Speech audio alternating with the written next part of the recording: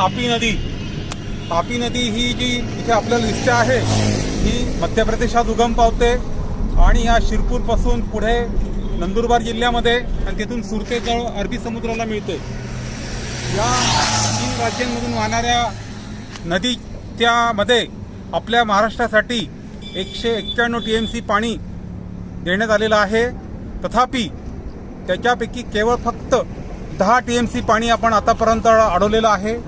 उरलेलं सर्व पाणी आतापर्यंत गुजरात वापरत आहे। तर आपल्यासारख्या जाणकार मंडळींनी हे आपल्या हिश्श्याचं पाणी आपल्याला मिळावं, आपण वापरावं यासाठी जर प्रयत्न केले तर हा आपला खानदेशचा भाग अधिक समृद्ध सुजलाम सुफलाम होईल आणि नोकरी व्यवसायासाठी इतर राज्यांमध्ये इतर शहरांमध्ये जाणारी जी आपली तरुण मंडळी आहे ती आपल्याच भागामध्ये थांबेल हे या निमित्ताने मला सांगावंसं वाटतंय।